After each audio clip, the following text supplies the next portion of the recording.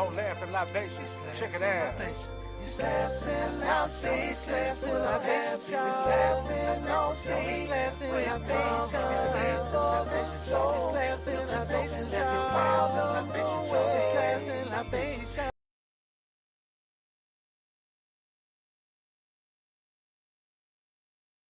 What's up, y'all? This is another episode of Laughs and Libations. I'm your girl, Shaquena. We got my homeboy, my friend, my comedy brother, comedian, Baldhead Phillips. What's cracking, y'all? Hope y'all having a good Sunday. Hope it's going down well. Right. We got comedian Darryl down tonight. We just waiting on him to come on in. But until he come on in, Baldhead, how your week been going? It's been going cool. Productive, getting some things done. Right. Getting ready to wrap it up for this new year, man. And wrap Exactly. this up. I'm trying to figure that. Is this our last show for the year? We got two more. Yeah, two more. Okay. Two more, and then we got then after this year we got probably 3 more to go, and then we'll be finished with season 6. Well, after this year, it's gonna still be considered the last one of the year. Yeah, the last one of the year. But we still in the season. That's cool. I'm starting mine. Actually, I was gonna do mine today, but I'm gonna start mine in January. I'm gonna start season 10 in January, and I'm actually gonna start it at the place where I'm performing at. I already hollered at people. We'll sit up and just be chilling. Just be chilling, you know what I'm saying? Me and my buddy Marlon Mitchell. We're gonna do the podcast like that. And we're gonna bring it in. So my first and last show of 2024 gonna be in one night. Dang, Baldhead. Wow. Well, it ain't gonna be my last one I'm doing. It's the last one of the year. Oh, it's the first one I'm doing of season 10, but it's the last one I'm doing 24. First and last. Okay. I'm gonna say, wait a minute, huh? Okay. Yeah, that sounds confusing, but that's how they be doing it. And niggas be talking about, niggas finna start saying this dumb shit. I'll see you next year. Nigga, you stay across the street. What is you talking about? You ain't coming out? The fuck? That's what I'm saying. You stay across the street, you stay next door to me, behind me. What you mean? Yeah, You gonna stay in the house till 2025. Told one of my daughters, I said, don't call me till next year. No, you did. She was like, Dad, in the next, you don't want me to call you the next year? And then she thought about it. She's like, oh, okay. I know. That's your baby. Oh my God. That is hilarious. But shoot, man, I'm just, this year has been some ups and downs for me, but you know what? It's been productive. It allowed me to sit down, even though I'm already sitting down, like really sit down and evaluate some things and because people been acting retarded around here on social media. So I just been, trying to get my comedy together because I only did one show this year. That's basically it. I did one show this year, and that was in February, and that was after my. Ain't you still starting your show next year? I'm gonna start my show next year. I'm still looking for a venue because every place I try to talk to, they want this amount of money. They want this amount of money. I'm like, it ain't. You must have went at it wrong. You go and ask them. It's a bar or a lounge. They got to stay. Right. If they already have people performing, and ask them, what night do y'all have? That ain't nothing going on. Let me get the dough. Y'all get the bar. Okay. Tell them to have drink specials for people. You get some flyers. You get the promotion going on here, and we're gonna go from there. Okay. I think you should call your shit stand up comedy show. But I'm sitting down. Baldhead, boy, let me tell you something. I'm just saying, you should always say that. I ain't gonna never be good at stand-up comedy because I'm sitting down. So.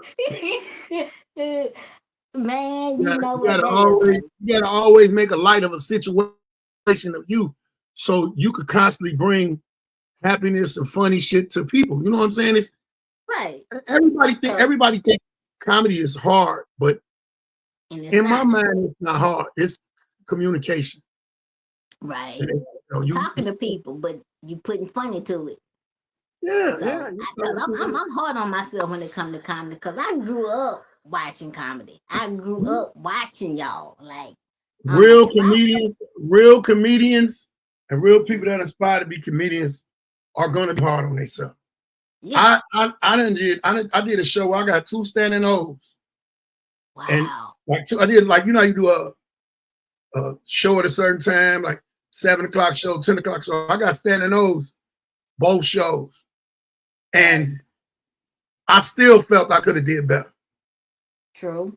That's so I still true. felt I could have did better. So it ain't nothing. It ain't nothing. Because I know I did a show at Uptown. DJ and Love whispered in my ear talking about you could have did better than that. I felt that small. Hey, and Love, when I tell you, I love that little nigga. That's my man. And Love crazy. Oh my God. And Love got so high one time. Was a show with Dion Cole. I was up there backstage. We kicking it.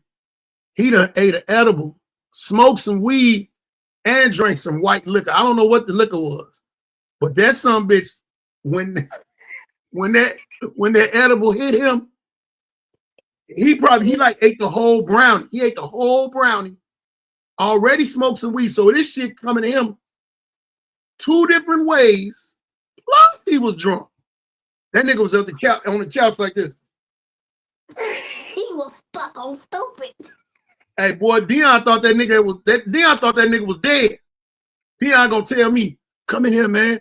I think Aunt Love dead. Nigga, I'm not going in there. Nigga, you know I got prior convictions. I'm not going. I'm gone. Matter of fact, fuck you. He's like, no, man, don't need him. And hey, man, we've been back there with that man all that time. Now this man dead. They gonna blame that shit on us. He like, no, man, I don't know it. I went back. I opened the door like, and I seen that nigga. I seen that nigga head move. I said, he alive. Y'all better do something. Then somebody went in there. They called the ambulance. They had to take that nigga out. Get another DJ and do the show with a whole nother DJ. When I tell you that was the most wildest, funniest shit down here that I've seen. What? Shout out to my dog Mike Walton. Y'all need to check out his podcast. My boy Mike Walton and Dion. It's Dion and Mike podcast. Actually, I'm gonna be on it tomorrow. So make sure y'all go on Facebook and follow Mike Walton. And also, hey Mike, type down here what your YouTube page is. Type down what the YouTube page is so I can put it up. Hey man, that nigga was high as hell. That nigga was high. Man, and Love was gone. He know I always bring that shit up and I'll be laughing at that. Cause you know he a little bitty nigga. And this nigga was sitting up there. I told that nigga he was so high. I say, I think you got smaller, man, because your legs was swinging like a motherfucker. He was like, nigga, fuck you. Fuck you. Oh, Jesus. Cause look, the comedian The comedian that brought me to Atlanta last year that left me in the car by myself, she called herself trying to introduce me to DJ Aunt Love. He looking at her just like this. I know her already. That's my baby right there. I know her. You ain't got to introduce me to her. I know her. That's my baby. And she in her face got so small, but I ain't never seen DJ Aunt Love high. I don't remember seeing him drinking. I've never seen him that. He probably don't. How long you been on? I met DJ Aunt Love 2022 when I did a feature for Teddy. I featured for Teddy in 2022. 2022. This was before that. So he probably don't get high and shit no more. That shit. Cause listen, you know how they put a motherfucker on a stretch and they feed me out. Yes. And he was covered up, and he was sitting up like that. This on the stretch. Hey, niggas was walking up to, hey man, you all right? Like, what's going on? I'm like, nigga, he ain't all right. He on the goddamn stretch. Get the fuck like the people up out of here, man. The show was going on, man. The show still went on. Boy, they went in there. Them MPs went in there and came out with that motherfucker stretch with him, pulling him out. Everybody. So you know, everybody looking at the stage, looking straight ahead. I can't remember who's performing. But boy, that motherfucker, the whole audience did this. Motherfucker was talking and shit. I don't think he get high no more. I don't think he get high no more. Cause that night right there, hey, look, the shit scared me because I thought the nigga was dead. The way Dion panicking. I'm thinking this nigga. I said, man, fuck this. I ain't finna catch no case. I don't want, let me tell you something how I don't want to be fucking with the police up here. Cause I done fucked with so many police in Chicago and Minnesota and motherfucking Michigan. I don't want to, don't question me about shit. If my name got to be signed on something, my shit is gonna say Buzz Lightyear. My signing. Hey Zilla, man, let me tell you something. My thing gonna say Minnie Mouse, and ain't gonna even have my picture on it. I promise you. Right. If I guess don't make it tonight, guess what? Me and Baldhead gonna talk about what we done seen in the news, cause we done seen some stuff in the news. Oh, it's a lot of shit going on. It's a lot of shit going on. A lot of shit going on. It's always something jumping on. It's always something jumping off. So go on, tell what you done saw in the news. A lot of killing is going on down here in Atlanta now. More so, and it's amazing the people in Atlanta, but a nigga like me, with my set of eyes, the Midwest eyes, I done seen so much. Hell yeah, Mike, I'm signing Buzz Lightyear. I ain't signing my name, and I'm gonna do it in cursive. You know, a lot of these motherfuckers don't know how to read cursive no more, so they fucked up. They gonna be, oh, that's a signature. Right. But it's a lot of shit going on, a lot of killing down here going on, and what's amazing people is that people that are from here, they're like, oh my God, I'm gonna tell y'all why the killing is up in Georgia. Right. Because y'all keep letting these bitches get Section 8 from somewhere else, and they coming down here with their nephews, their sons, and they ratchet coochie popping ass daughters. That's what it is. I got a whole misunderstanding for what's going on with these people, man. I don't understand. Like, let me tell you something, man. Let me just tell you this. I was watching porn the other day, right? And I don't understand certain things. Like, it's certain shit that went on when porn back in the day and that. Okay, before the hair came off, there was no squirting. Never saw it. Okay. And what is all of this creamy shit? What is all of this white cream from? Where is it from? So you mean to tell me now these new up-to-date cuckoos, I'm gonna say boxes. Say boxes.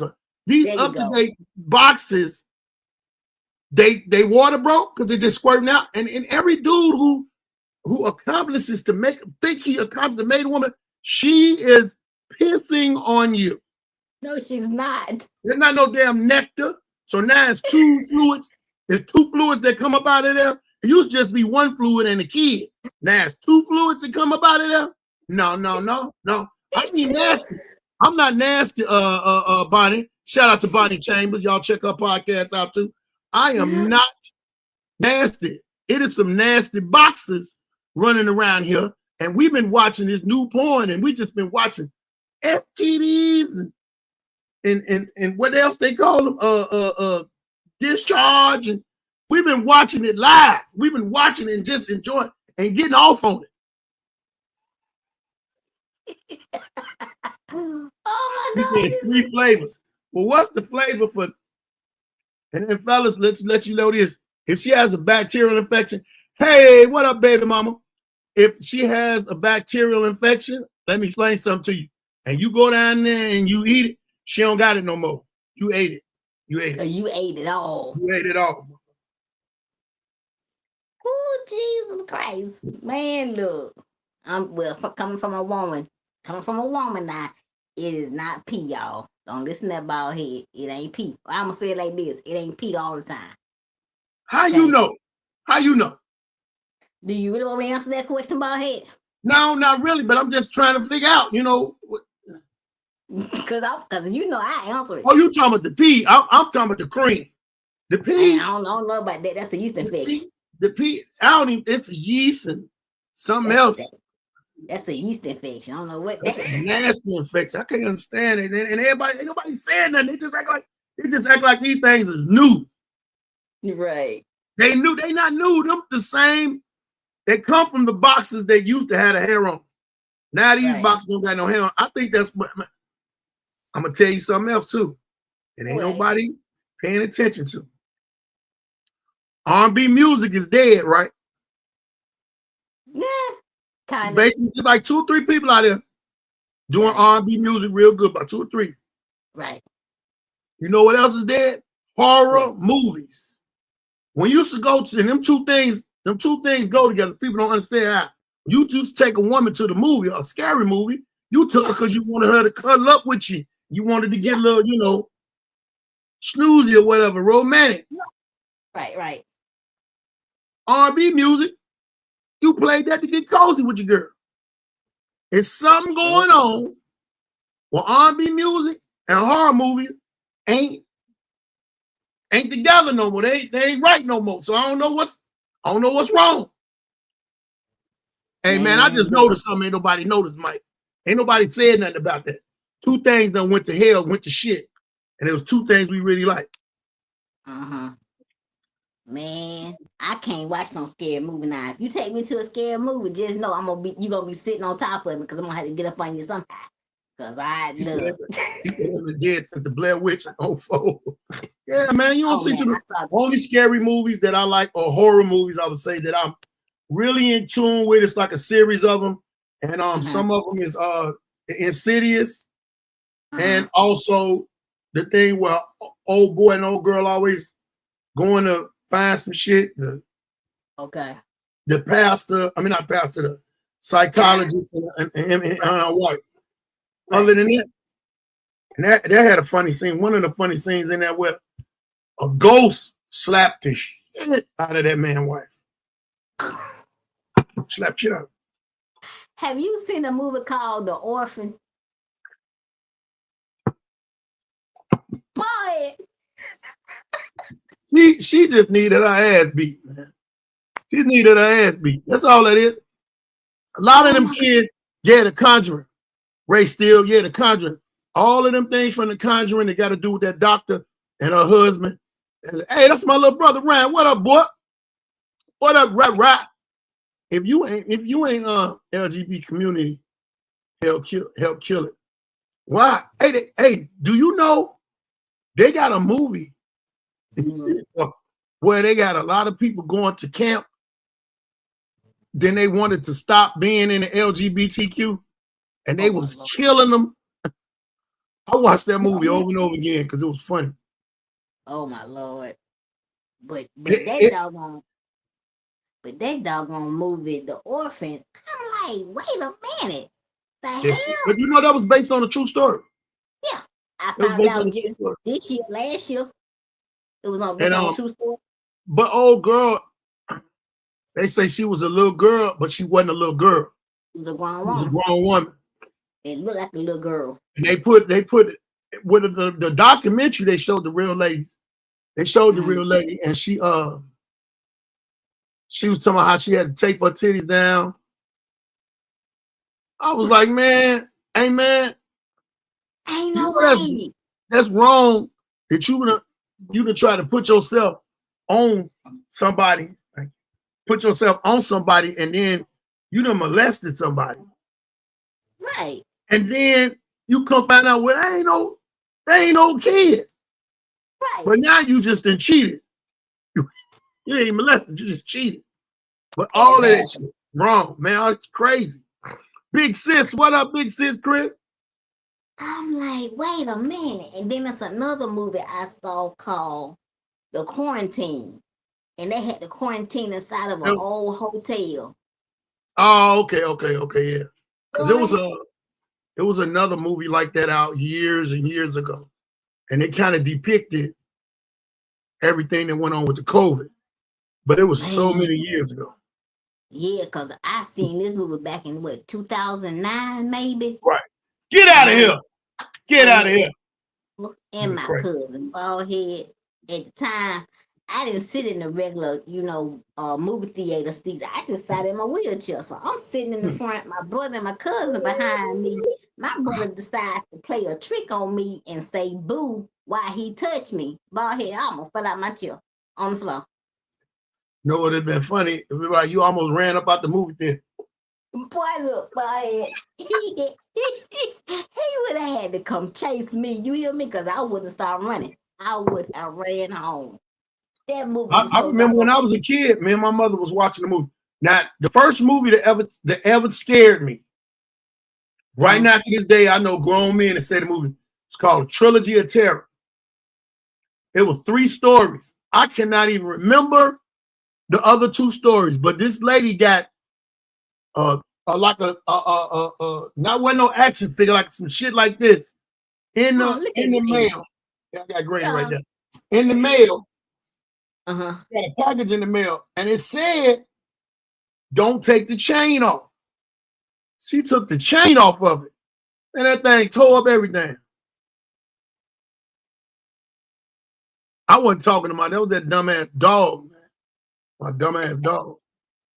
Oh my God. Yeah, but I just don't. I love scary movies. I would watch. Like the other day was Friday the 13th. I watched Friday the 13th. I said I was supposed to watch this today. Halloween is my favorite time of the year. Man, I hated them Halloween Oh, you got Zilla, just Google Trilogy of Terror. Crazy movie. That dog got loose. She had to put the doll in the oven. It was crazy. I was a kid. That movie scared shit out of me. And what happened, the reason why it scared me so much, because me and my mama was watching it. My mother used to be one of the people that used to be sitting on the phone and look out the window. And, the phone, but the house phone. It's in the window. She had these big ass drapes. Somehow or another, the window was up. The phone was in the window. It moved the drape and it knocked the phone off while we watching a scary part. I gets up to run. Let me explain something to you. Yeah, I took my little brother to go see Jeepers Creepers. And then, let me tell you something. My mama is the reason why I watch scary movies. And I asked her when I got to be a teenager, Mom, why you had me watch all the scary movies when I was a kid? She said, because I didn't want you to be scared of shit. If you were scared of shit that probably wasn't real, you ain't gonna be scared of nothing in life. And I turned out to not be scared of too much nothing. Some people be saying, you retarded as hell. I'm scared of God, and I'm scared of my mom, and I used to be scared of my grandparents. However, when that phone fell out that window, I got up to run. It scared me and my mom. I got up to run.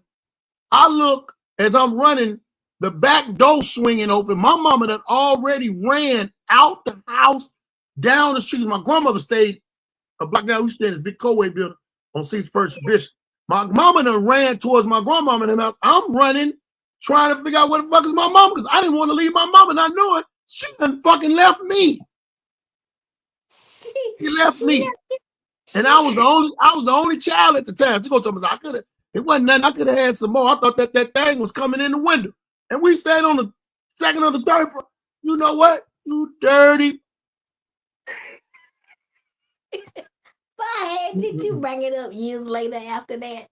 Hell yeah. I told in front of the whole family. I said, I won't tell y'all how I know my mama ain't shit and she don't care about me. She left me. She left me for dead. You didn't say it like that. Yep. But since then, I always be scaring my mother. I got a video up now when I scared my mom. Well, no, that ain't that one. I got a video I scared my mama, boy. She chased me out the house. I was videoing. I walked in the house, creeped up on her with the camera, and I was like, hey, boy, she jumped up and chased me out there. She did not play. My sister was like, why you always scared mom? I said, because mama had been scaring me. Shit. You just returning the favor. That's all.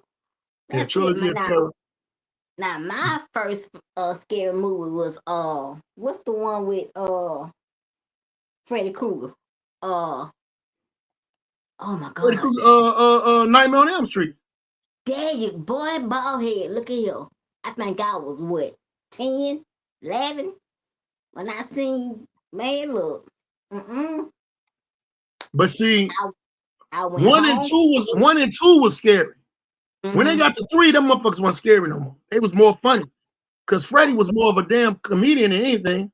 Yeah, because that first one scared me. It took me years to watch that second one. Because when I got home, I took me a bath, put my sleeping clothes on, and slept sitting up. I was scared to go sleep that night. I promise you. My mama said, "Shaquena, go to sleep. What's the matter?" My aunt had to sit there and tell her she don't watch the scary movie tonight. Why y'all let that girl do that? You know she's scary. Shoot, look at here. We talking about scary movies. If y'all in the comments, let us know what your favorite scary movie was. If you can remember the name of it, what it should be. You should start doing movie reviews, big bro. I was thinking about doing movie reviews, but after I had to get the movies had went out, I just got an update. That's something I'm really looking forward to. I'll put the flash screen, not the flash screen, the green screen of it up and tell people how it was. But it's a lot of them that ain't shit. But then it is some good independent scary movies. From Hell was good. Let me ask you something. Zilla, was that when they was on the elevator? Oh, I think that's Evil. It was like 4 people trapped on the elevator. An old lady, young guy, and 2 other people. Man, and you know one of them had to be a black man.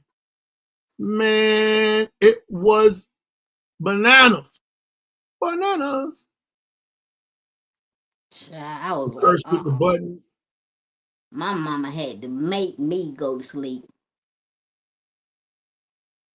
Shoot, my mama had to was my scary movie with the ugly clown. Don't go into the Like Caroline. Oh, the first one, yeah, man. They tried to make it over again, and it just wasn't. It wasn't good. I think the one of the scariest movies that fucked people up was 2. Amityville Horror and The Exorcist. Oh my God. Oh. Hey man, that girl was so motherfucking, she was so messed up. I smelt that room when they walked in that motherfucker. Smelt that room. That right there would have made me. Fuck. Yeah. You can smell it. My favorite scary movie of all time is anything slasher. Oh my Friday God. the 13th. The first 3 Friday the 13th. Michael Myers. Michael Myers is my favorite. My favorite Halloween. It's my favorite dude. Favorite. I've been trying to get me a Michael Myers mask, but it should be too hot on my face. It'd be too hot on my face. All you got to do is get a William Shatner's mask and wash it about 5 times and dry it, and you got Freddy Krueger man. I mean, not Freddy Krueger. Halloween. Michael Myers. Oh my God, Baldhead, you was. Boy, that's my shit. I'll go see a scary movie anytime. And then now I'm real judge worthy of them, because if I go to a scary movie that they remade, I'm sitting there like this. Let me see what you bitches got. Exactly. Y'all ain't I'm gonna gonna tell you. Now I watched all the Halloweens, even though I'm a little old punk. I watched them all, but that last one that they did, it wasn't even scary. It was funny. The last Halloween that they just did, I think it was last year. It wasn't scary. It was funny. I sat there and laughed. Well, you got to think about it, Mike. The superhero movies, the real ones, they just came out now in the last 15 years. It took 10 years for them to get through with the Avengers. Right. All of them other ones that was leading up to that, it was Stan Lee wasn't involved and all that. The DC and them really found out that shit was valid, and DC really ain't got that. They really ain't got them hits like Marvel when it comes to the movies. Texas Chainsaw Massacre was good, but after, I don't know.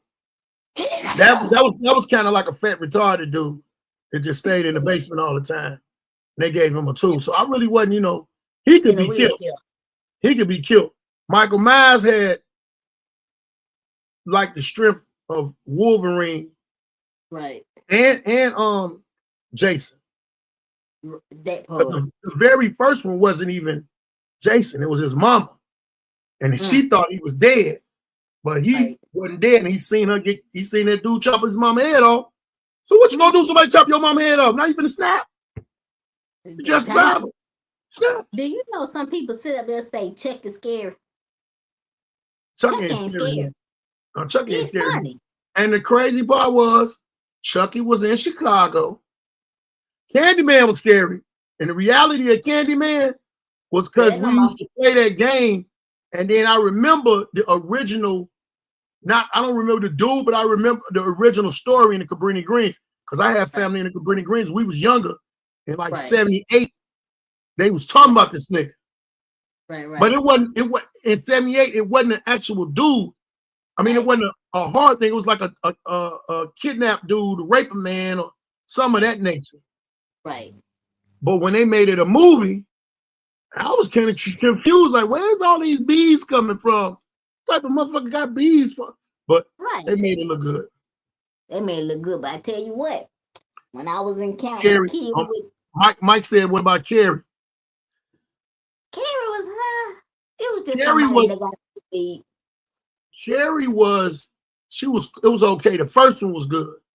Right. You was a little kid. You seen it at the drive-in, and the movie experience is always better at the movies. Right. I remember a movie scared me, and I know this movie didn't have nothing to do with me. Jaws. Niggas wasn't swimming. Thank you. Niggas was going to the beach, to the pool, putting their feet in a little bit, but it wasn't really like, it wasn't like, how the hell that's gonna scare? How's that gonna do something to me? Right. Yeah, Candyman was a true story. Well, it was true, but it wasn't what they depicted in the movie. Candyman was a pervert ass nigga. That's really what he was. That's exactly what he was. But pervert man, I was in camp for kids with disabilities, and somebody dared me to say that fool's name 3 times, Baldhead. I didn't know no better. Stupid for free. I went in the mirror, I said it 3 times, Baldhead, and I swore up and down I saw it. They had to sedate me because I wouldn't stop screaming. Hey, what? We used to do that. We used to do this shit. I got a cousin named Lysandra and Michelle. Yeah, we used to go in their basement, and we'd be in the basement kicking it. That's where we had sleepovers at. I told Sandra, because me and her was close to age, Michelle was a little kid. I said, "Hey, come in here, cuz. Come here."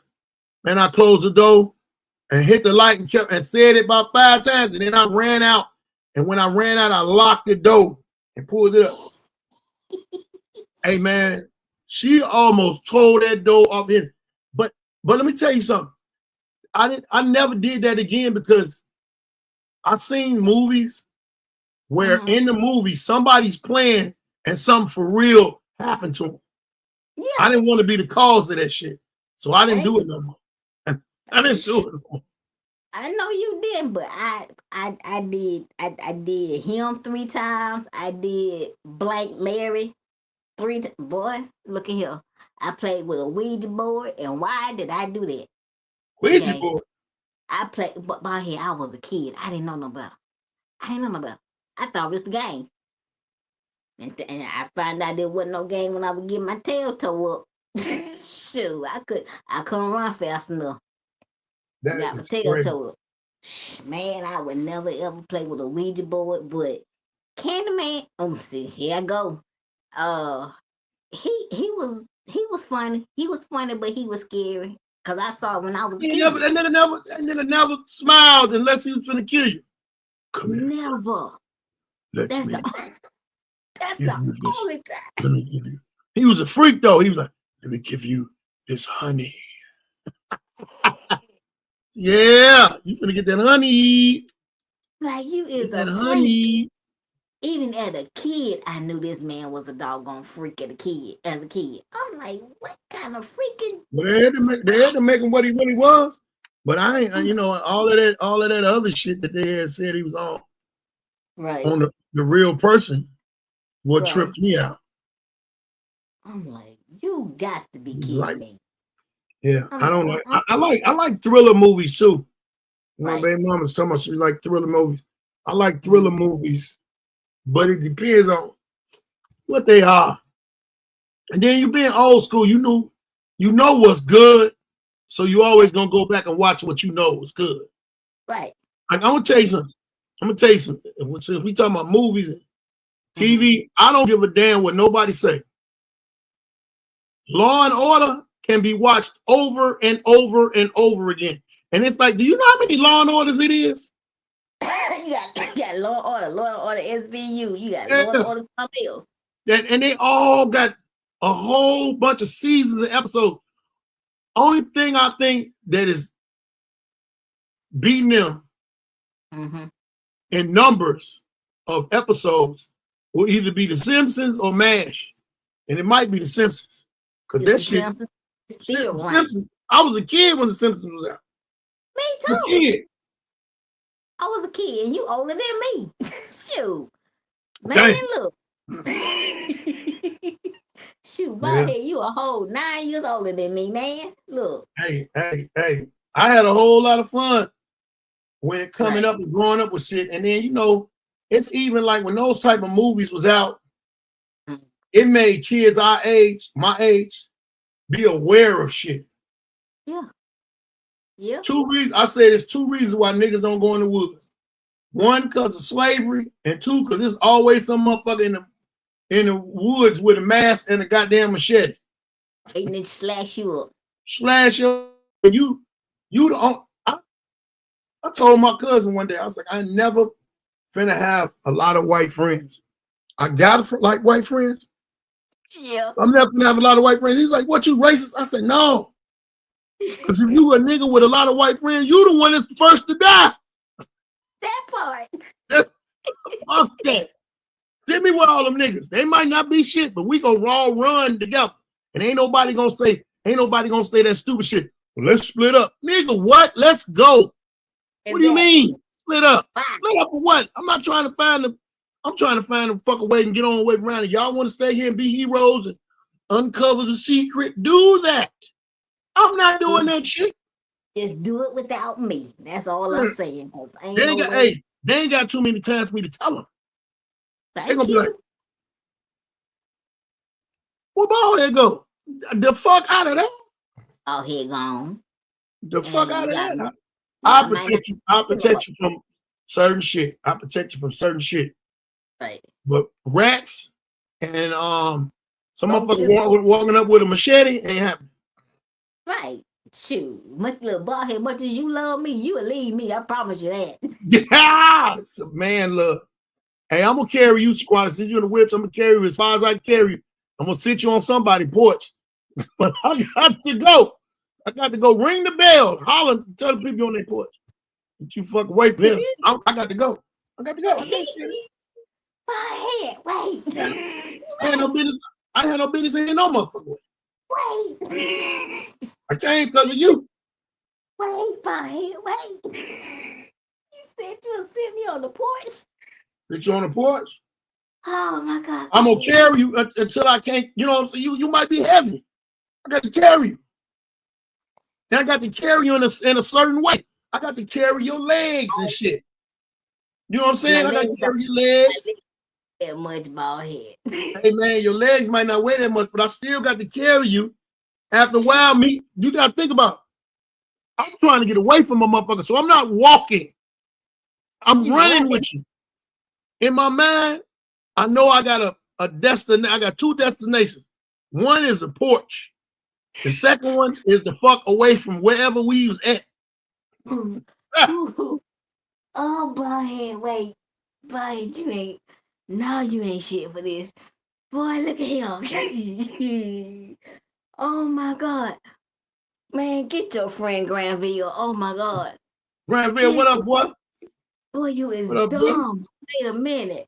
My brother said, you gonna be in the woods. That's some hillbillies craving some man love. I'm running, and I'm gonna carry Shaquena as far as I can. She gonna be sitting on a trailer park home because that's what it sound like. You're around trailer park. Fuck that. No. Yeah, I hope he come back and get me though.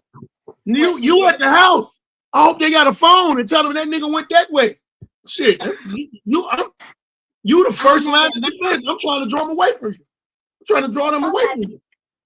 I'm not at my house though. You drop. I don't matter. You can tell them I'm paralyzed from the waist down. I'm not a fair kill. I'm not a fair kill. How many horror movies have you seen where they killed the motherfucker in the wheelchair? Not that many. It was one, and it was motherfucking Jason Voorhees. That was Jason Voorhees. And on the chainsaw, it was niggas in the house that was in a wheelchair.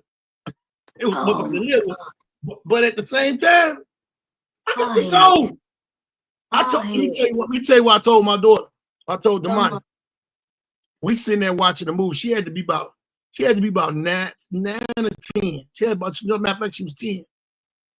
She said, Daddy, she just called me Dada. Dada, what you do if Michael Myers and Jason Voorhees coming in? Because the way my room was, I had 2 doors to come in my room. She said, Michael Myers gonna be right there. Jason Voorhees gonna be right there. What you gonna do?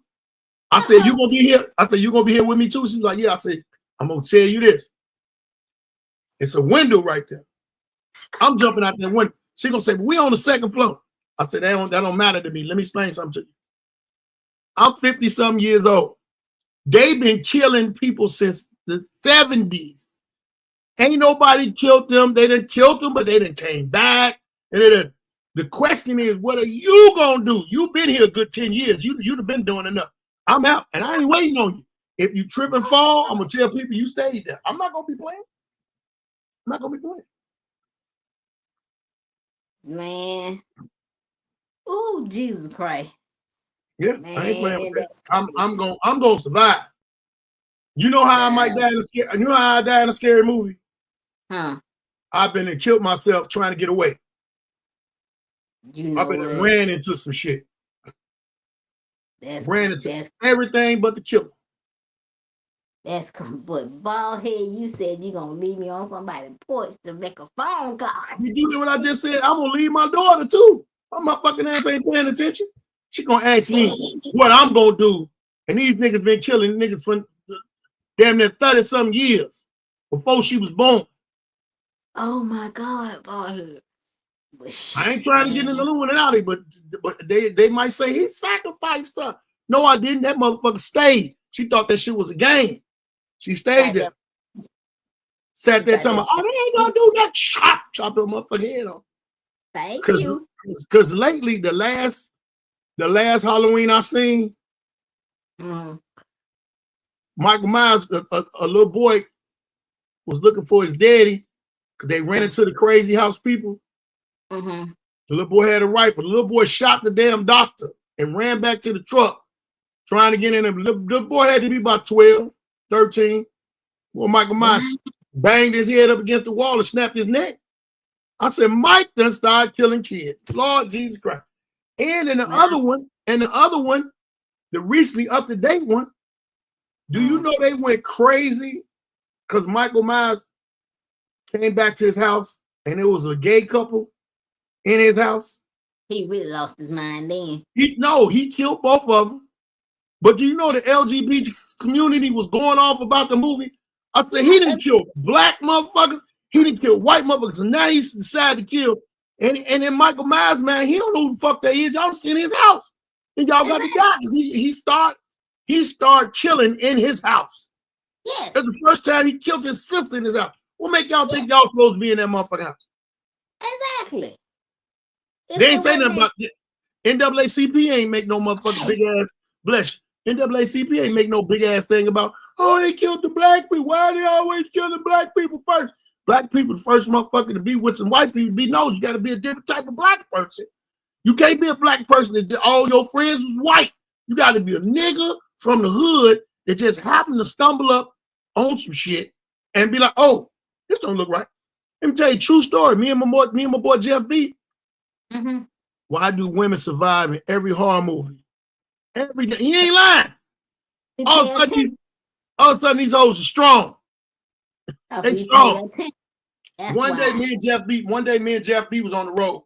I did not make this shit up. Anybody else ask Jeff B? this is why when I'm on the road driving, I only get off at gas stations where you can see it's right there. Them big motherfucking gas stations. Travel, the Love, all that. Why? We get off and we go somewhere and it said gas station, but we had to travel like 4 or 5 miles into the town. So we see the gas station. It's by a farm, and it's the farm that got the big cauldron thing in there, looking like they had a hay and shit in it. So we standing up there pumping the gas. Jeff B pumping the gas, and I'm talking to him. So we outside the car. Right. I look over where the damn place was. Girl, why I see a motherfucker just standing there? He's just standing there, just staring straight at us. And the way that light was, it was bright.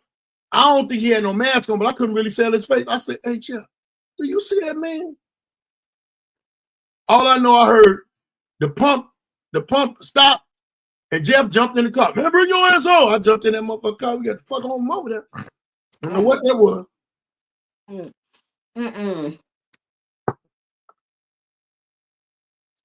That community might come together to get Diddy off.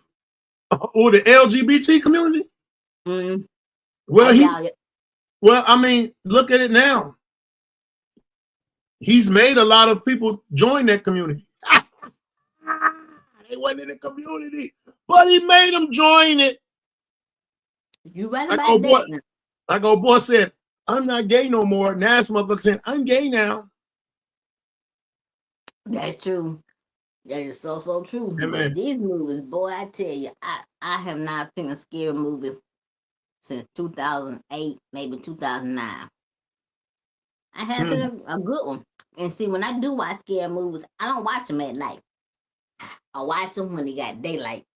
Freddie Chico, what up, boy? Freddie Chico, what's up, baby boy? Y'all make sure y'all go follow Freddie Chico on TikTok. He do his show on TikTok. I went past your show today, man. You know it, my brother. You know it.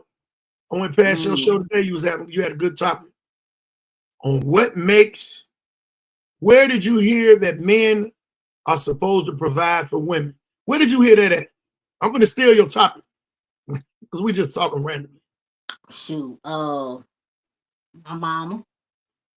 I heard it from my grandfather, my great-grandfather. He was like, we both pay bills. But see, they was both paying bills. Because my great-grandmother and my great-grandfather, by the time my great-grandfather met my great-grandmother, she was working. He met her at her job. He didn't tell her, you don't want you working for the white man. He working there too.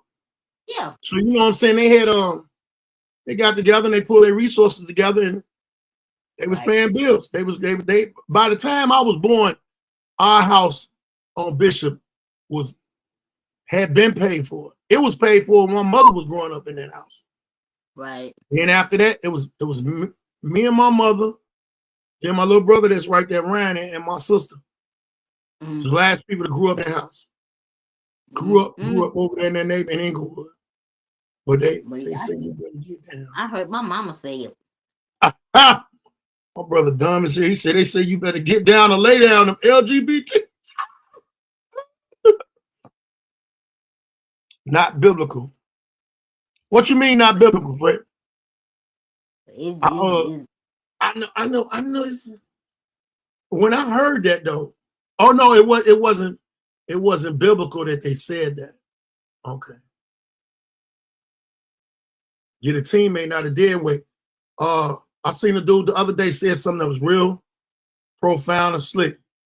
He said you better get you a co-pilot, don't get you no passenger. That's what's needed in a relationship. You need a co-pilot. Sometimes a co-pilot drive. Yeah. Co-pilot just don't. Even if the co-pilot is in the car and like it's a car or it's a plane, they're gonna be controlling something too. If it's a car, co-pilot gonna be controlling that radio. That radio is what's gonna have your mind going and have you calm and easy. And the co-pilot's gonna give you good information. Right. It's up to that pilot to listen to that co-pilot. Yeah. What have you never heard of Bonnie? Bonnie Chambers has her own podcast. Y'all make sure y'all go check her out, Bonnie Chambers, on Instagram. Right. But yeah, I heard my mama, and when I say my mama, I mean the one that adopted me. I heard her say it. I heard my grandmama say it. You know. That a man's supposed to take care of a woman? Or Yeah, I've heard that. Man. Well, I mean, if the man is taking care of the woman, somebody has to take care of the house. Somebody has to take care of the house. I'm gonna tell you how, and we ain't gonna do that on this podcast, or I ain't gonna do it on no podcast where we gonna be bashing both of them. If people work together, I don't care if y'all in the house by yourself and y'all ain't got no kids. One day she washed dishes, one day he washed dishes, one day you clean the bathroom, one day she clean the bathroom. It's a team, like you said, it's a team effort, man. Because if one person is doing everything, that person gonna be tired. Yeah. That person gonna be tired. And they're gonna be no good to nobody else. To do nothing else. And then the nigga gonna get frustrated. A nigga get frustrated, a woman get frustrated. I'm right here doing all this, you ain't doing nothing, or you know, you can't do this, you can't do that. Right. It's a crazy. It's always been a team effort, but some people don't feel like a team effort. Bonnie says a woman's supposed to take care of her own. Does that mean if you got a man, is that man your own? Supposed to take care of him? You supposed to take care. Y'all supposed to take care of each other.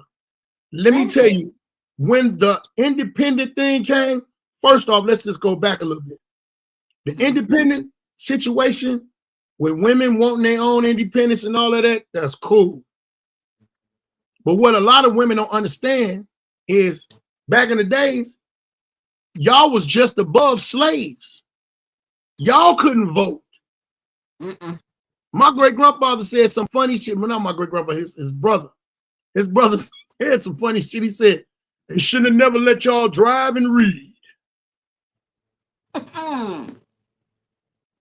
Remember when niggas couldn't read? Niggas would get beatings or get murdered, slain for reading, knowing how to read. First time I seen that and understood it was Kizzy. Kizzy was on Roots and she read some in the book. Her mama slapped her into a pot. Thank you. And I mean, like today, you got kids, you know, you got grown people out here that don't even know how to read today. In their 50s, 60s, 70s, don't know how to read. Look at Hold R. on. Oh, yeah. R. Kelly, yeah. I don't care. Good cook. If you don't pay the power bills, right? Yeah. So Bonnie, so let me ask you this, Bonnie. You don't think it's supposed to be a two-way street in a relationship now? It was back like that back then because a lot of women couldn't read. A lot of women couldn't do this. Men didn't want women to work. They wanted women to take that house. It's a different time now. And the different time is if you independent and you got some money, you think you're gonna just be walking around this motherfucker keeping your money looking good and doing that? No. You paying some of these bills too, man. You paying some bills. I'm paying some, you paying some, we paying them. We gonna knock them all out. Now, what motherfucker got to do is get ready to save money together. That's when people be kind of scared because don't nobody want nobody to know what's in their goddamn bank account. Right. I don't believe in what belong. A man's supposed to take care of his own too. I'm back and forth with Bonnie because she's about to get on my nerve. A man's supposed to take. If you are my woman, you're mine. Right. You're mine. I'm yours. I'm part of that own. This house that we have, I'm a part of that own. All of that is together. You think so, Bonnie? What you think you supposed to have a man and then don't do nothing for him? Because right now it's a woman on social media. She said if her husband runs out of soap and she's at the, I'm gonna say Walmart, she gonna get the stuff she need and not worry about him. Cause why? He's supposed to be responsible for his own stuff. Yeah, it's a woman on social media. She said this mess, and I don't agree with that. It's things like that. The biblical punishment needs to come back together. They need to start stoning motherfuckers to death. Thank you, because I mean, my thing is, if you is the one going to the store for that week, and your man needs some or your woman needs some, and you go to the store, but you only get yourself and your kids something, not your significant other, that's diabolical to me. I don't get that. Well, you got females that got bomb ass mentalities, and their mentalities is to live up off of somebody else and not help them. Exactly, and that's not cool to me. I don't subscribe to that at all. Like, y'all will take care of each other, not let that man run himself ragged, and not let that woman run herself ragged. Y'all both work together, especially if y'all both working outside the home. So men has his own, and I got my own. Okay, I'm gonna go further with that, Bonnie. What if y'all? Does that apply if y'all stand in the same household? There's no need to give him anything. You lost your motherfucking mind. If this man is giving you shit, do it for you. And let's talk about this. If you got a man and he living with you and you got some motherfucking kids from somebody else, you gonna want that man to do something. I don't give a fuck if it's drop them kids off somewhere. And I'll be fuck them kids. You got your own car, you drop them off. But I ain't got no gas. Too goddamn bad. They could push that motherfucker the rest of the way. And develop a whole hernia. Hell yeah. So there's no need to give him anything. It is a need to give him anything. That's where y'all both take care of each other. Y'all take care of each other because it's y'all against the world. When you got that one-sided shit, you're gonna fail. You're gonna always fail. You're gonna always be looking crazy than a motherfucker. And the age that a lot of people is, if you over 45, it's time to sit back, settle the fuck down. If you ain't settled down already. I'm 45. I'm a whole 45. Whole 45. You know how quick 5 years is? How quick 5 years to slide up on your ass? Shit. And I already feel like I'm dead age. I already feel 50 Baldhead, God dog. It ain't but 45 and I feel 50. And that's a doggone shame. Now, this that I sent you on your phone the other day about Corey Holcomb. Oh my God.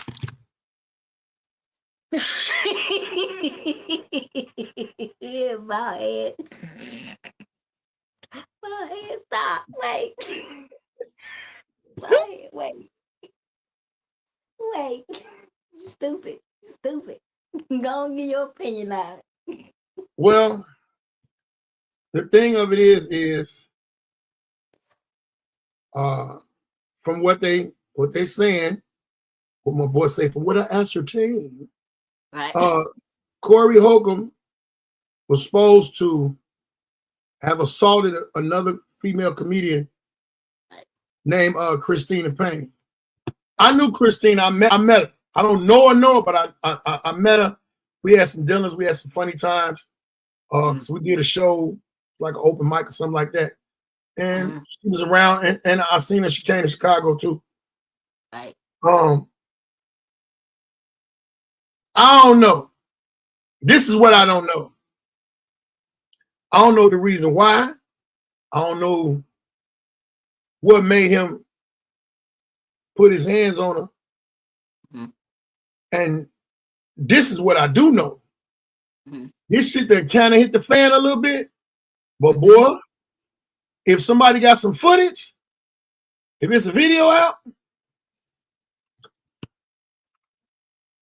that boy dead in the water. Yeah. Dead in the water. Let me see.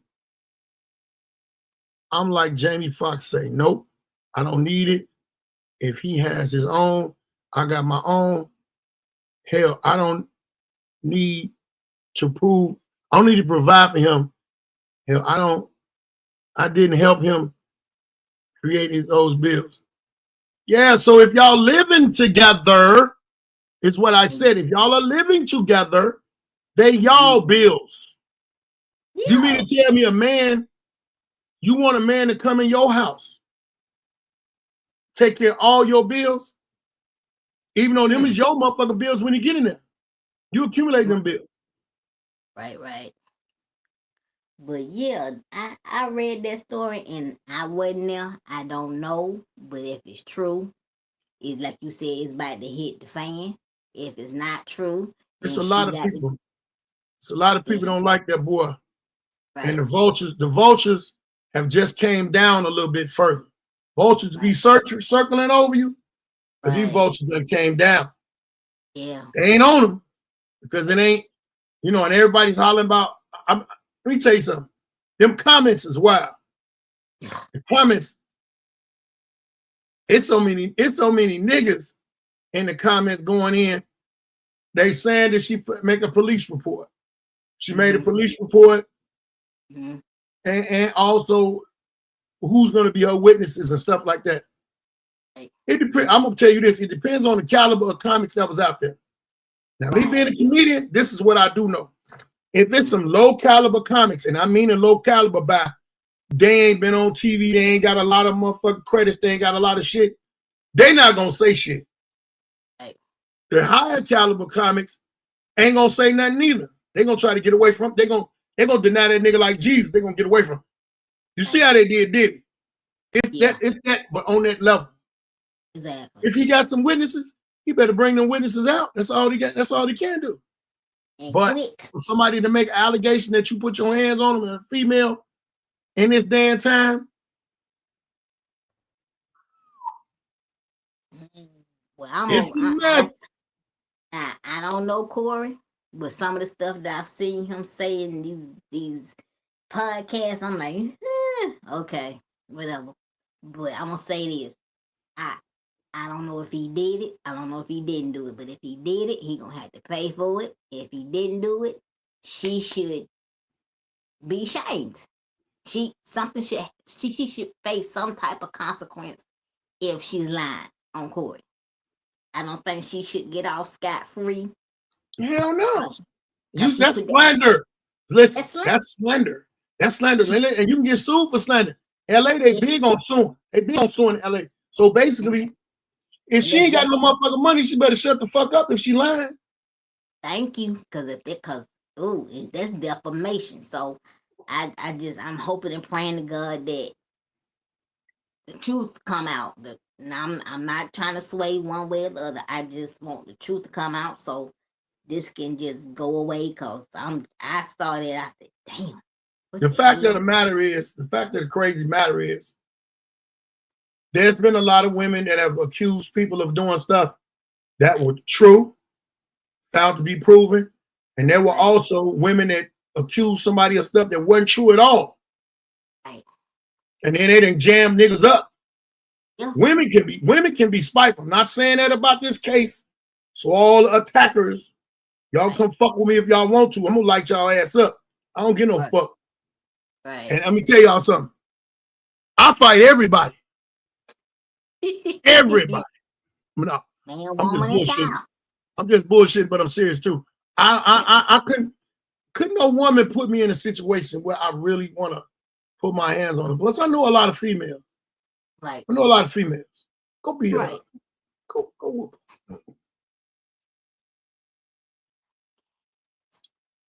The comedy game and the celebrity game ain't no different from the streets. They all still. Yeah, they is kind of different though, bro. Because a lot of them is actors. They be acting tough. A lot of these people in this entertainment business, and I done found out the hard way. A lot of them is some fucking actors and actresses. They'll run their mouth like they're hoop hollering and tough. As soon as you bring that shit to them, their energy changes to 911. But on the fact of the matter of a dude assaulting a woman, I really ain't with that. And I know her. She's a little bitty motherfucker. Little bitty motherfucker. I would have, if it was a roast thing that went. Yeah, and it was a roast thing. Throw her ass up. Yeah, she probably would have ran up on me. Yeah, it was a roast thing, and that's what I wanted. I think if you supposed to be a comedian and you roasting, you should know the game of roasting. You shouldn't let what somebody say to you in that roast get you to the point that you threatening somebody, that you assaulting somebody. You should know how to play the dozens. If you can't deal with the dozens, don't play the dozens. A lot of people, let me tell you something, though, Shaquena. I've been places. I'll give you one prime example. Atlanta Comedy Theater. I'm backstage. Mm-hmm. I can say a couple of people's names, but I'm not gonna talk about the person who started. I'm a hell of a roaster. I go in, I might see something in you last year, see something on you. I'm gonna remember. Right. So this female, she get to talk crazy to me. Roasting. Rodney Perry said, leave him alone. Because he ain't gonna stop. He ain't gonna stop.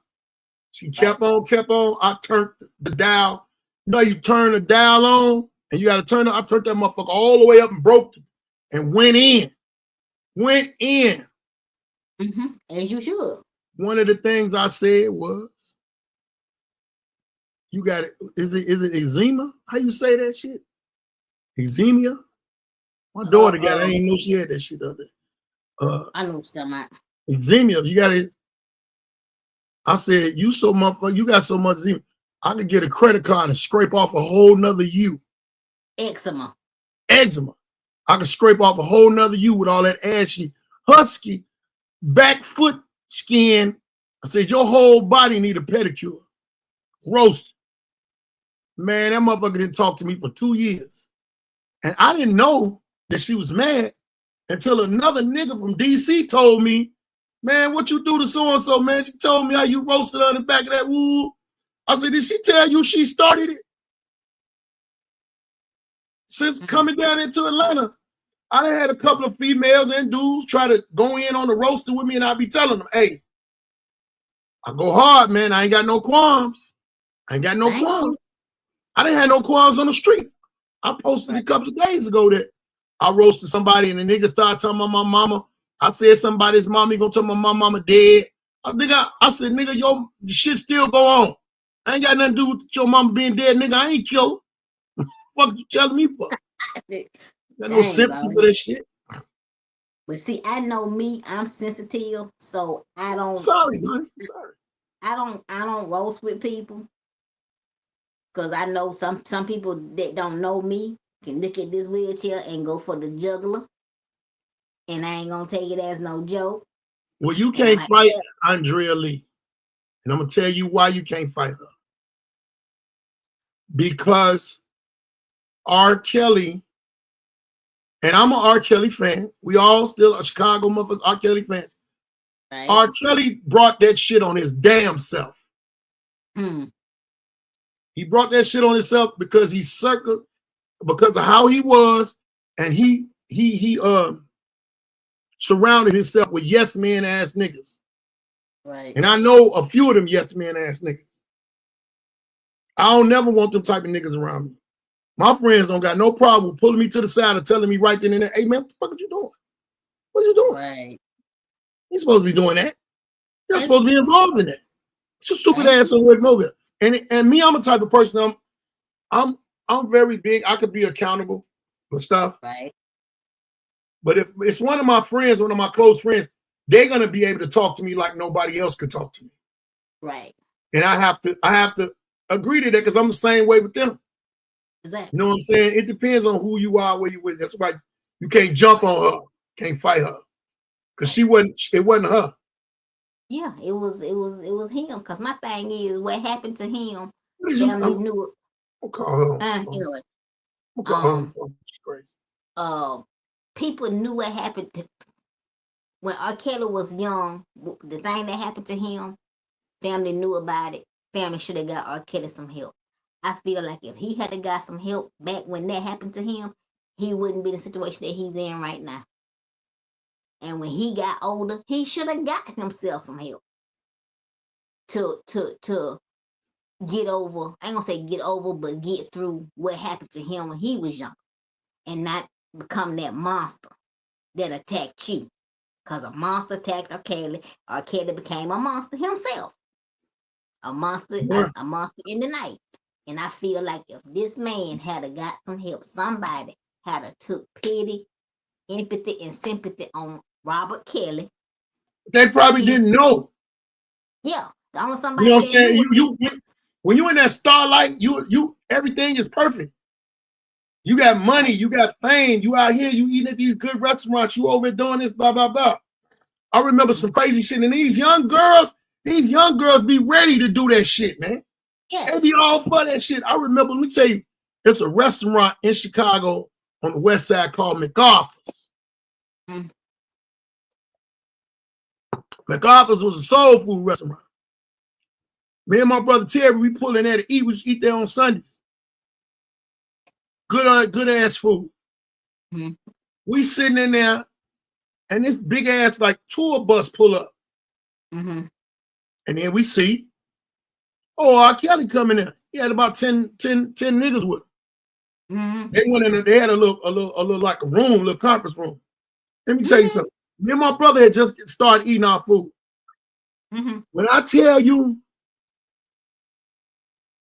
15 to 20 minutes later, nothing but young ass girls start flocking at my because somebody got on the phone. Social media wasn't even that big then.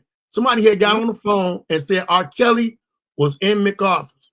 It was so many motherfuckers outside, you'd have thought they were selling food, but it was motherfuckers trying to see him, and it was majority girls, young girls. I'm looking at the window like, that girl got to be about 12 years old. What the fuck she doing up here running? What the fuck is her mom and them? I don't even know how I don't know if they sent the mass text out or whatever. But shit. She's trying to let me explain. See, in Chicago, we don't get no help. What you mean you don't get no help? What? And I said R. Kelly should have got some help from when he was younger and what happened to him. Yeah, but he probably wouldn't have took it. He probably wouldn't have took no help because he thought wasn't nothing wrong with it because now he got money. When his ass was poor and broken, they probably would have gave him help if they should have been trying to give him help then. But now he his own man. He's like, I don't need no motherfucking help. You know what I'm saying? Because the same thing he did was done to him. And he became, instead of him the victim, he became the monster when he got older.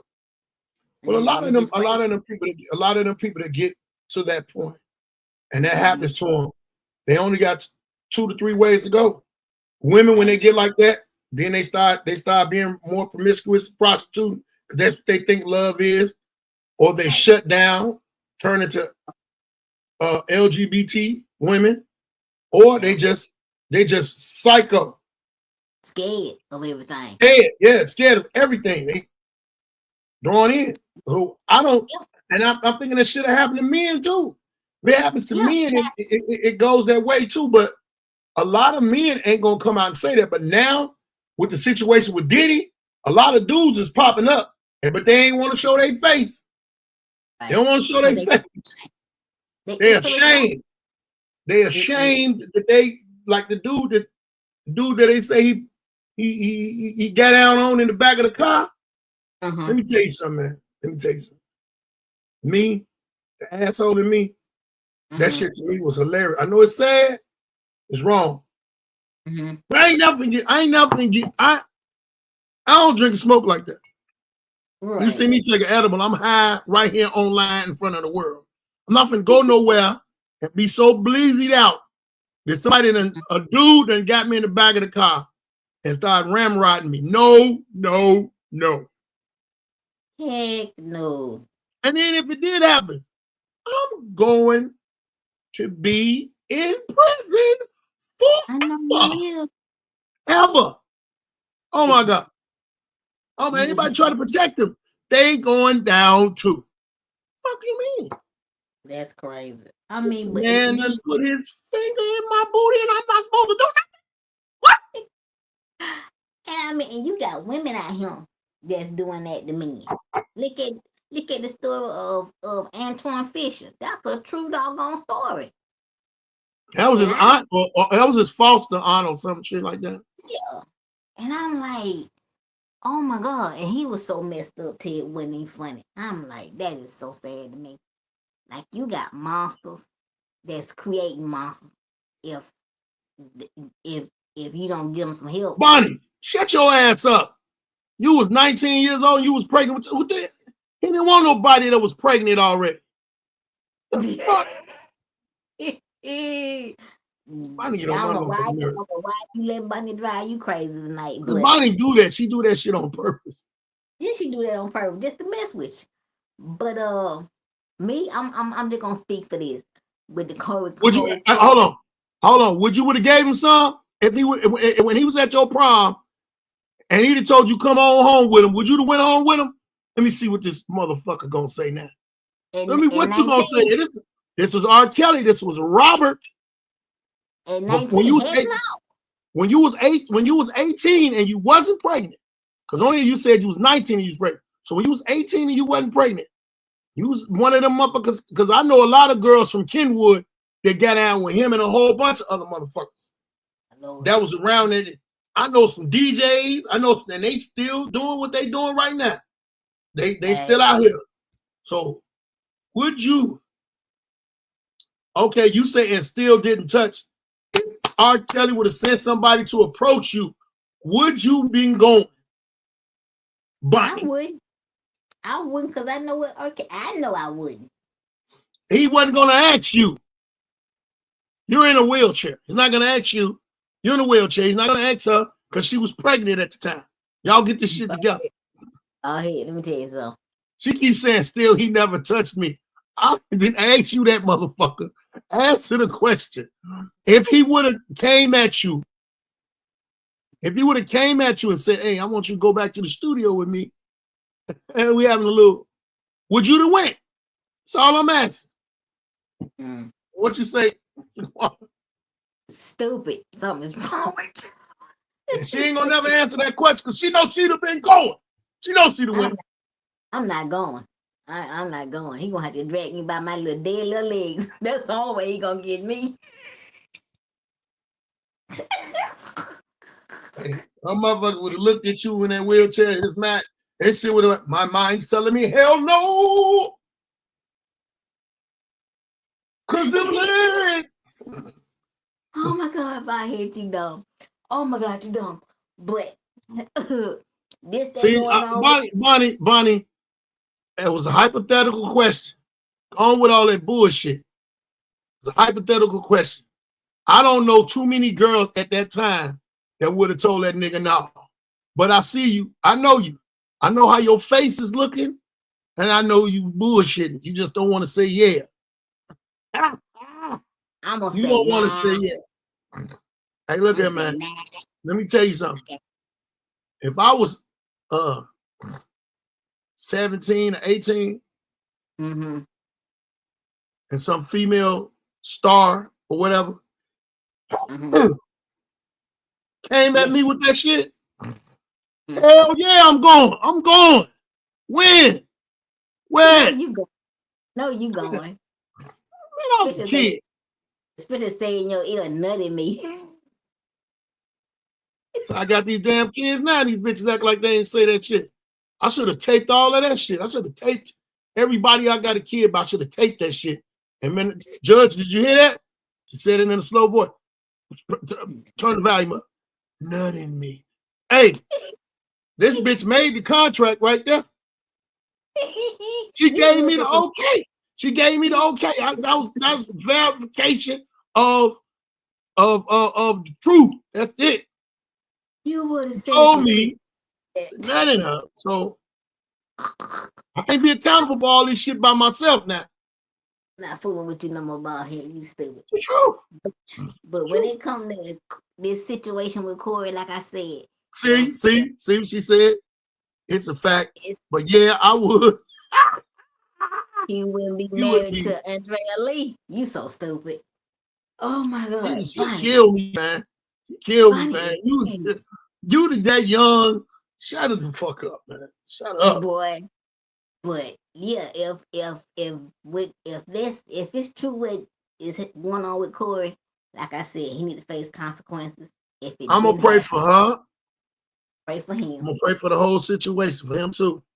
It all get resolved because let me tell you something. No matter what, if he was right, he was wrong.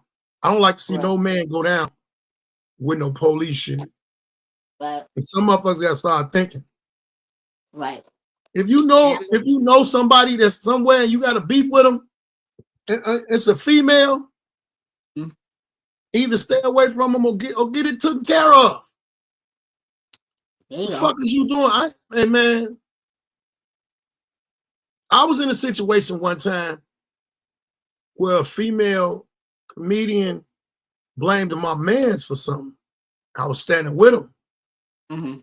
And it got so hectic that the police was looking for me to witness what went on, but I didn't witness anything. Right. And so it came out that she was lying. But she tried to drag me a little bit. I ain't saying that. I ain't with all that internet back and forth shit, arguing with no motherfuckers. I fuck around and say some shit like, "Where you at?" To go find out where you at. But when she did it, we was having a thing in my neighborhood, and it popped up. She came in the neighborhood, and she was acting like she was gonna be the one talking real good. And I said, you know what? I'm gonna go around this corner and get these little GD girls to come around and see what you say. But then, another comedian, my girl, told her to get the fuck on. You know, wow. Why you come to the zoo poking them and they tell you don't poke the gorilla? Exactly. You said he poked the gorilla that didn't have nothing to do with it. But a motherfucker got mad at me because I didn't take their side. And it wasn't that I didn't take their side. Because if my man would have did the shit that she said he did, I would have checked him. Hey, man, don't do that shit. Because that's the type of friend I am with him. They don't do that shit. No, we don't do that. That ain't our cup of tea. Don't do that. But it all got resolved with the police. I'm talking about police was looking for me like, talking about they went to the comedy club like, man, we need dude's name and his number. That so happened the owner was a real solid person. It was like, hey, the people looking at you, looking for you to question you. And I'm like, for what? This motherfucker know the owner. No, I don't be fucking with no police. So I don't be putting myself I don't put myself in situations where I got to be dealing with that. I see so much shit going from far away, and I'll be like, let me get on over here. Let me get on away around there. That ain't my business. That ain't my situation. Exactly. And I feel like this, I'm new in comedy, but I've been hearing over the years that it's a problem in comedy with females being attacked and females not feeling safe. And my question is, you as a male comic, what can men do and what can other women do to protect women in comedy? And vice versa. If men are being, harassed or whatever, what can happen? I don't know nothing about no men being harassed because, like I say, I'm gonna put it to you like this. I got people that I fuck with real heavy. Like I fuck with you. You somewhere, situation, hey man, I'll get away from her. Right. Corey Bell, Jess Niche, it's comedians in Detroit. My girl Shani D. I can name them. I can name them. If I'm there in the present, they already know they got somebody that got their back. Yeah. But, and it's a lot of women gonna get mad at me saying this. A lot of y'all need to stop being around shit that you ain't supposed to be around. True. Y'all know the fuck boys. Y'all know them dudes that tell you they gonna take you on the road. And when you get on, this is what I heard from a comedian not too long ago. Who the fuck was that? Oh, One Act Drama. Another motherfucker, I'm gonna watch her back. Comedian took her on the road. When they get there, it ain't no hotel room for her. He's supposed to stay in the hotel room with her. You know what I'm saying? That's a super big ass red flag. Nigga, you got me booked on the show. I ain't got no room. Right. Matter of fact, don't go with them. Get down there on your own. You got to make a stand and show a motherfucker.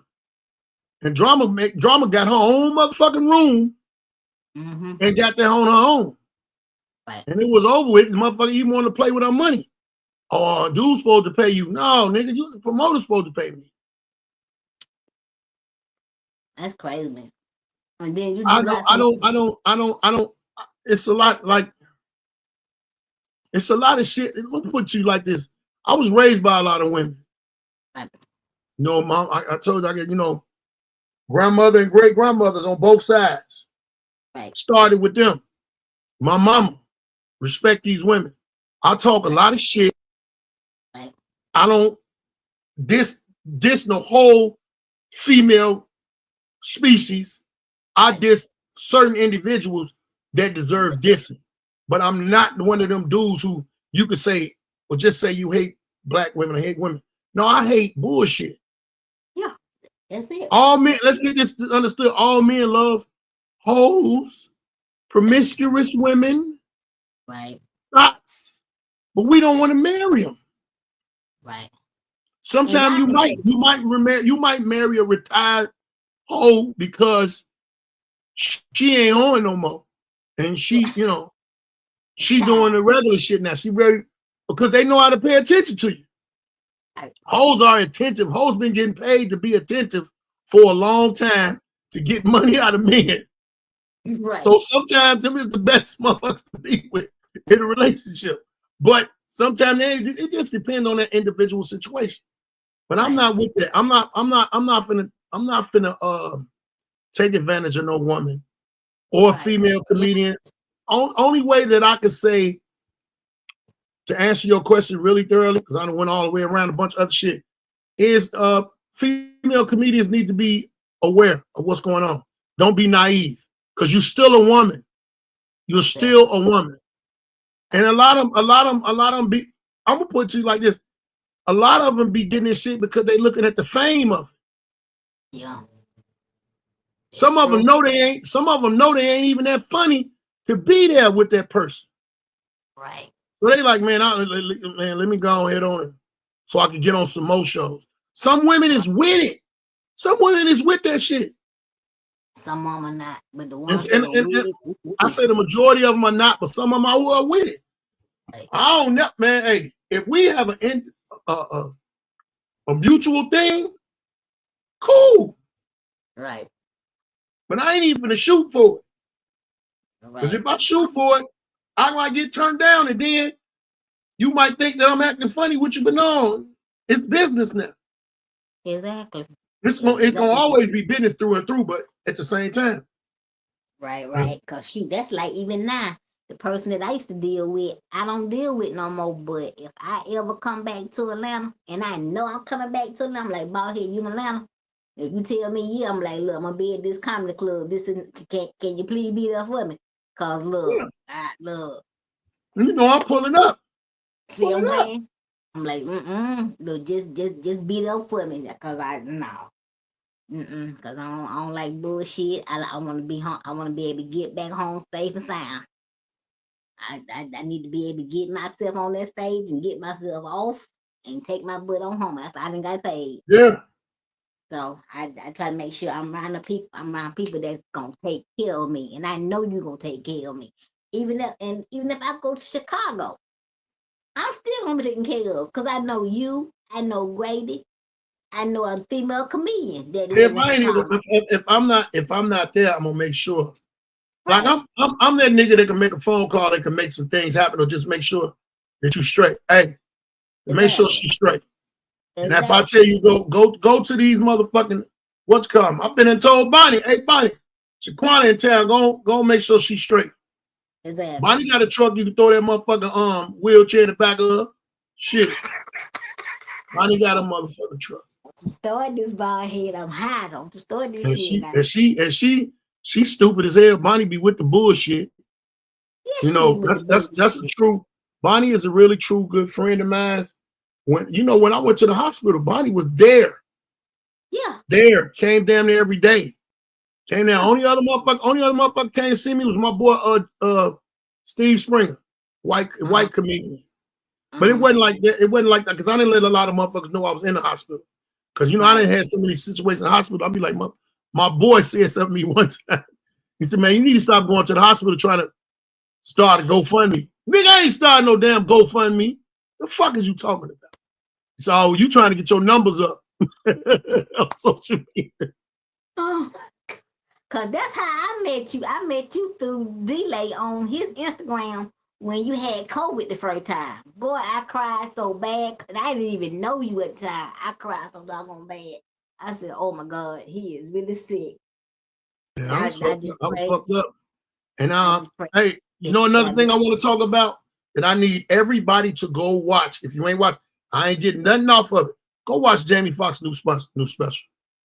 I ain't watched it. I'm gonna watch it. Hey, look, from a nigga that was in the hospital that was fucked up and I couldn't walk, I ain't even gonna lie. Jamie had me laughing. Yeah. But he had me really focused on paying attention to what he was saying. And I shed some tears. I ain't gonna lie. I shed some tears. Cause that nigga was doing his thing. No, ain't no doubt. I'm just glad he's still on top of the dirt and not under the dirt. That's all I'm grateful for. Cause he could have been gone. You could have been gone. Shoot, when Rodney Perry got COVID, he could have been. I can't wait to call Rodney to see if he watched it. Because me and Rodney was kind of in situations. Rodney had a stroke. I remember that. And he was not around his family. So he was alone. Right. I was in the hospital because of COVID, and it made me be alone. Right. You know, I was able to talk to people, but couldn't nobody come in the hospital and see you at the time. Right. That's crazy. Cause I remember him when he had that stroke and they say he was by himself. And I'm like, what in the hell? That's a horrible feeling to be somewhere and you just by yourself. I know that's a horrible feeling. Cause I was in the hospital. I was by myself and I was like, Jesus, how am I gonna make it? I could have every day I was in that damn hospital. I ain't gonna even lie to you. I could have every day till they let me home. But but I just want people in comedy to look. Well, you better get it. You say you want people in comedy what?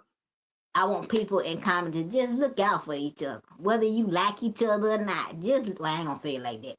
If you fool with somebody and you know they having a hard time in comedy, just look out for them a little bit. Especially the females. Because a lot of us, we trying to figure our way through this thing called comedy, and we don't want to be harassed. But a lot of motherfuckers don't be listening though, man. When they come to you for advice, they don't want to listen. So I got a 2-talk minimum. I got 2 drink minimum. Man, I got a 2-talk minimum. I ain't finna keep talking to you about this shit, man. Cause you ain't paying attention. I just showed you the example. I got a friend right now that I gave her a starter to start her shit and be in and out. She's a comedian, an aspiring comedian. Right. I told her what to say, and me and Marlon pushed her on stage. She got up there saying a whole bunch of other shit. And me and Marlon looked at each other like, another motherfucker that don't listen. Right. You know, I know how to start some shit off. But some people, they gotta find out their own. Go find out on your own before you come asking me. Right. And when all of that shit fucked up, then I'm gonna be like, well, are you gonna listen to me? Right. Because I know what to do. I got way more motherfucking wins than I got losses on that stage. Right.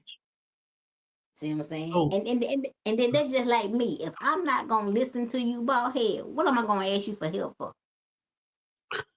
It's a waste of my motherfucking time. Wasting my motherfucking time. And if the shit don't work, it might not work for you. See what I'm saying? Like I've asked you questions. And I know if I ask you these questions, I'm gonna have to put the answers into action. So what am I gonna waste your time and my time for if I'm not gonna listen to you? I'd be a complete fool if I sit here and teach you. That's what I'm dealing with. That's what we be dealing with, and that's why I like a lot of times I tell people be thinking, well, this is true. I don't like a lot of people. Right. And the reason I got to get to know you. The thing of it is, do I got the mentality to get to know you? Right. Sometimes you force in a situation, you be like, all right, this is a cool motherfucker. He all right. He even showed me that he cool. Right. But then in certain situations that the motherfucker show you that it ain't. A road trip, you can find out about somebody on a road trip. You can find out about somebody while you sitting down eating. You're breaking bread. Right. They'll tell you they really are. But the thing of it is if you not ready to take criticism, And I ain't gonna criticize you in front of everybody. Right. I'm gonna tell you, in our own private conversations. If your ass ain't ready, you ain't got no tough skin, you better get you some, because I ain't gonna tell you nothing in no bullshit ass way. I'm gonna tell you in the raw. You have to take my vitamin. And see, I can take criticism. You can criticize me all day, every day, but embarrassing me. Yeah, that's something else. That's something else. I tune out once you start embarrassing me, because I don't take criticism after that. Once you embarrass me and try to call it criticism, yeah, I stop listening after that. My tough. Well, no, not my tough. My funny situations with you be me talking shit about you in a wheelchair. Right. Yeah. Because I know somebody might heckle you from an audience. The audience is gonna be like, wow, no, oh my God, he said it. But when you shoot right back at their ass, they're gonna be like, this motherfucker. Right. You're right. And I know what you be doing when you be saying the stuff that you be saying to me. I know what you be doing. You be trying to get me ready for it. So I got a tough skin, but I know I got to get my skin Teflon tough if I'm gonna have longevity in comedy. So, but yeah, I just, man, look, I tell it in the female comedy, and any new comedian, it don't matter who it is. If your skin ain't tough, don't you do this. Because you ain't ready for no bald head. You is not ready for bald head Phillips. I promise you ain't. Because he going to make you slit your wrist and quit comedy, god dog. That'd be my fun part, because you know what? When I came up in comedy in Chicago, it was so many people that was criticizing everything they was talking about, but they gave you good advice. Right. Bernie Mac himself roasted the shit out of Marlon. It was Marlon bombed at the Cotton Club one time. Roasted that boy like no other. And Marlon's still doing his thing and getting down like a motherfucker, one of the top comedians up there. So your Marlon ain't never forgot that. Man, look, all I had to do was bomb at not Uptown, because I ain't never bombed at Uptown. Let me not say that. I bombed at KOD, Look Here. I shouldn't have been at KOD, no way, because that's not a comedy club. That's a strip club. I should have been at a comedy club my first time getting on stage. Now, my first time telling a joke, I did it on Zoom, and I did it good. And that, to me, is harder than getting on stage. Why you say that? Because, man, look, you don't know you can't really see who you telling jokes to, because they have their cameras and stuff off, and that, but and to me, being in front of a crowd, I can get that laughter back if they laughing. But on Zoom, they want you to cut your mic off. They want you to cut your camera off, so the person that's telling jokes don't be distracted. It was harder for me. Right. To me, it was, because you didn't get that instant reaction.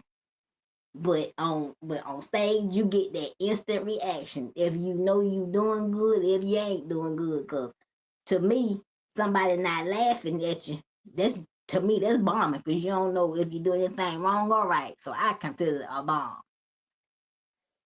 But I said, if you want you a mentor, if you really, really want you a mentor, you need to be able to listen to your mentor and do exactly what your mentor tell you to do, and get you one that you can trust, that's not trying to harm you or do anything wrong to you. Or just fuck you for information. There you go. Niggas be trying to fuck you for information. That's what I'm saying. Just get you somebody that care about your career, that want you to succeed. Because if you get with Baldhead gonna want you to succeed. He ain't gonna want you to fail. He wants you to succeed. It depends on who you are. Some of them I'm not gonna give a fuck about. Get the fuck on with me. Asking me all these motherfucking questions, man. You ain't funny. Get the fuck. And if they can't take me saying that, they don't need to ask. Yes, exactly. Cause Grady did me the same way. I was on Grady Live. Grady told me to my face, little sister, you ain't funny. He said that to me just to see how I was gonna react to him. I ain't cuss him out. Nothing. I said, well, how can I make myself funny then? He said, Right. that's what I'm talking about. He said, because you could have served him, you could have cussed me out. And that's how I know you ready to listen to somebody. Because you could have cussed me out, little sister. He said, because I was waiting on it. Ooh, I was waiting on it. I said, somebody must have cut Grady out before trying to do this. But I knew what he was doing. I knew exactly what he was doing. And the way he looked at me, waiting on me to say so. And I said, well, how do I make myself funny then? He said, that's what I'm talking about. And if you're not prepared for this person that you want to be your mentor, to really mentor you, please don't just keep watching comedy till you're ready. Right, keep watching comedy till you, if you're not ready, just sit on down somewhere. Cause this ain't the role for you. That's all I can tell you. But we just stayed on him till almost about an hour. Baldhead, what you got going on? New Year's Eve, I will be in Chicago at the Noble Center. It's in Dalton. I have a show. Me and my man Marlon Mitch are gonna be bringing in New Year's with plethora of people.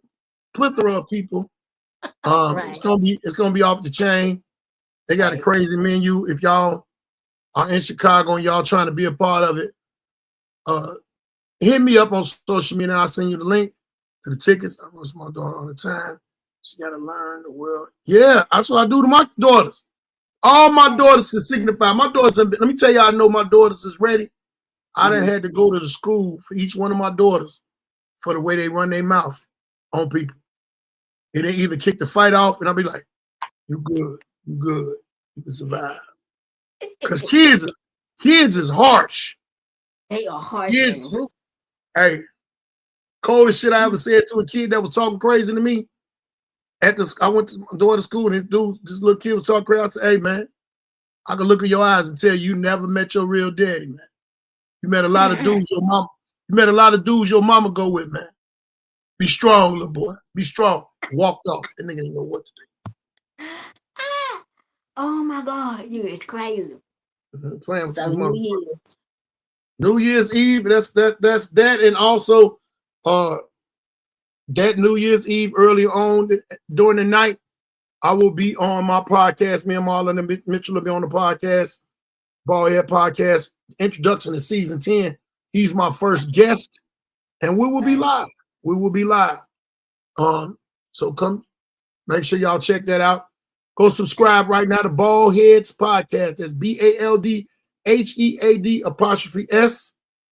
That way you can subscribe.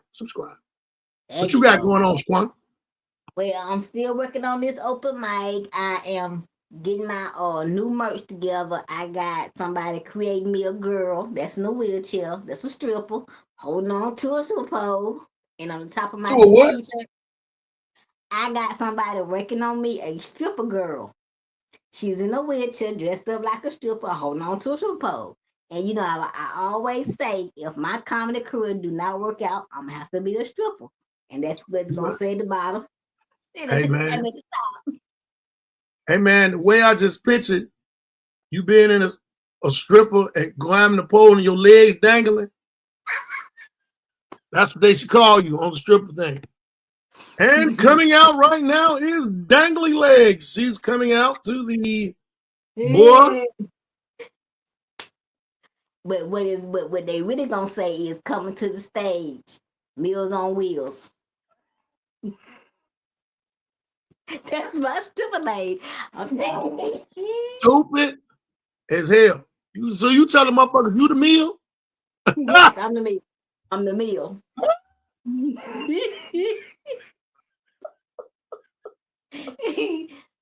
Jesus. Hey man. You made me think of something my cousin told me one time. Now, I'm gonna say this, I'm gonna get the fuck out of here. I had one cousin who was messing with this girl.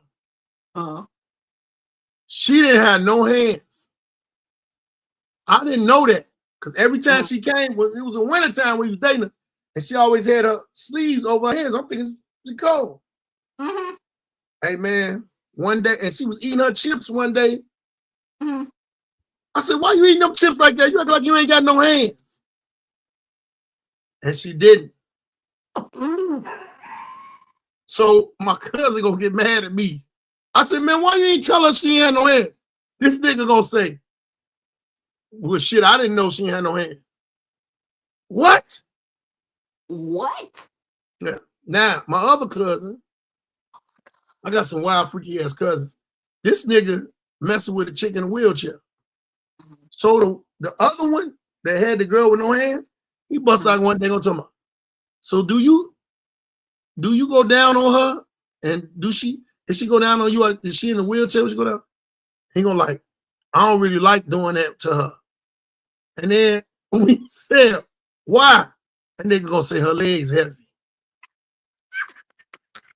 Hey man, I almost passed the fuck. I would never forget that.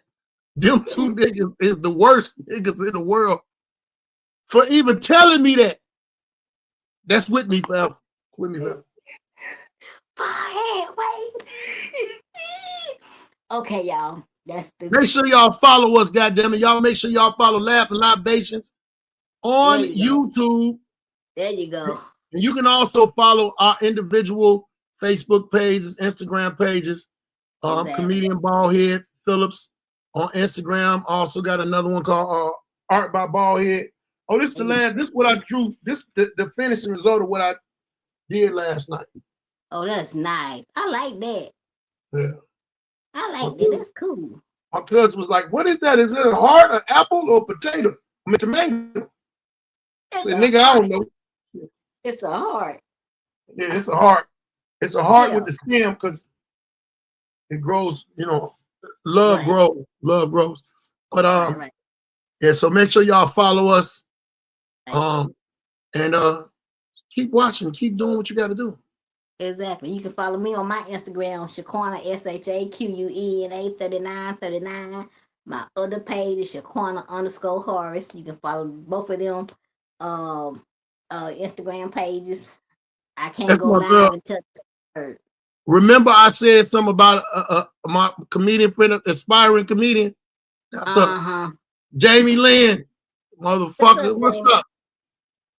Yeah, Jamie is a mother. You get better. It's a heart. It's stupid. Well, we finna get off of here tonight, y'all. We'll see y'all next Sunday. We got my homeboy coming on here next Sunday, so get to know him. Yeah, damn, fuck you, damn, you motherfucker. That's all right. That's all right. My boy. Damn is one of my dogs. That's my man. He good people. Yeah, I love my sister. 9 times out of 10, that nigga sitting up there hiding and forgot. Cause look, the first time I met him was when I did comedy for Teddy, and Teddy told him that he had to lift the front, and the guy that always got the hat on had to lift me in the back. I told Darryl, I said, I looked at him, I said, don't you drop me. Don't you drop me. And he said, baby, I got you. I got you. All right, you got me. I bet I never be around and a motherfucker drop you in a wheelchair. Baldhead, I'm gonna lay there like I'm crazy. I'm gonna be like, get up! You get your ass up. Get your ass up. Stop playing with these people. Hey, we got a lot of love for y'all. Y'all pray for us. We're gonna pray for y'all. Peace out. Hi, y'all.